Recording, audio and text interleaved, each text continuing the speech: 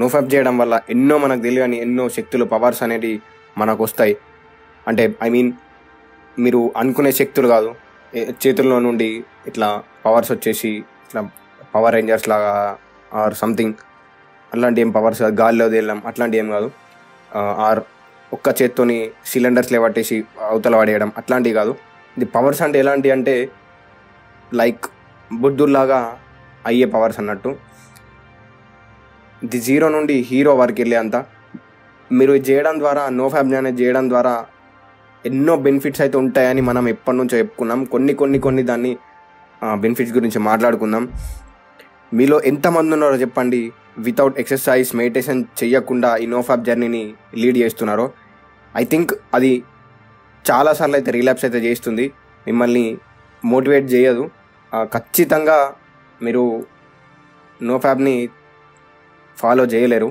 ఎందుకంటే ఇది meditation and exercise ఇవి రెండు కంపల్సరీ మన లైఫ్లో ఖచ్చితంగా యాడ్ చేసుకోవాల్సిందే. ఈ హ్యాబిట్ని మీరు మానుకోలేకపోతే నాకు కింద కామెంట్ చేయండి, నేను ఇంకా దీని గురించి మంచి డీప్గా మనం తెలుసుకుందాం. నాకు కింద కామెంట్ చేయండి మీరు ఎంతవరకు వింటున్నారో లేదో నాకు తెలియడానికి.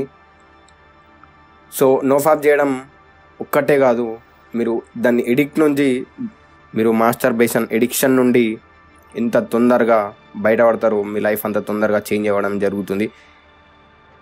ఎంతోమంది అంటారు పవర్స్ వస్తాయి, అది వస్తాయి. ఇట్స్ ఓకే, వస్తాయి కావచ్చు, కానీ అలాంటి పవర్స్ అయితే కావు. మీ మెంటల్ ఎబిలిటీ కంపల్సరీ, మీ మెంటల్ స్ట్రెంగ్త్ పెరుగుతుంది, మీకు అట్రాక్షన్ పెరుగుతుంది, ఫీమేల్ అట్రాక్షన్ చాలా అయితే పెరుగుతుంది. నేను ఫేస్ చేశాను ఎంతోమంది, ఎందరో ఫీమేల్ అట్రాక్షన్ జరిగింది నాకు. ఫీమేల్ అట్రాక్షన్ ఇప్పటికీ జరుగుతూనే ఉంది. ఎప్పుడైతే నేను స్ట్రీక్ని ఒక 100 days వరకు, ఒక 3 months 4 months వరకు నేను దాన్ని చేయగలిగాను.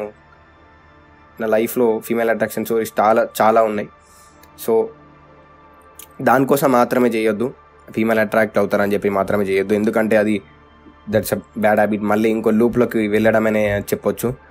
So I experience it. So అందుకోసం అని చెప్పి నీకు ఇంత జాగ్రత్త చెప్తున్నాను. మీరు ఇప్పటి నుండే స్టార్ట్ చేయండి, ఎంత తొందరగా వీలైతే అంత త్వరగా మాస్టర్బేషన్ హ్యాబిట్ నుండి తప్పుకోండి.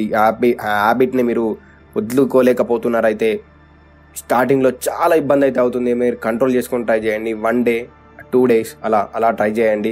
మీరు మెడిటేషన్ చేయడానికి కొంచెమైనా ట్రై చేయండి. మీరు ఏ ప్లేస్లో ఉన్నా, ఎక్కడున్నా, ఎలా ఉన్నా, ఏ పొజిషన్లో ఉన్నా మెడిటేషన్ చేయండి. అంటే పడుకొనైనా చేయండి, కూర్చొనైనా చేయండి.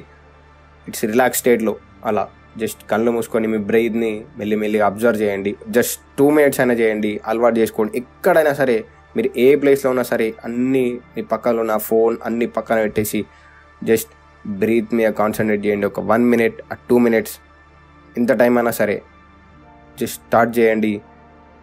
అలాగే వర్కౌట్ కూడా చేయండి. ఇంకా మీరు యోగా చేయడం ద్వారా, యోగానైతే మీరు చేస్తుంటే కంపల్సరీ ఇంకా చాలా బెనిఫిట్స్ అయితే చూస్తారు.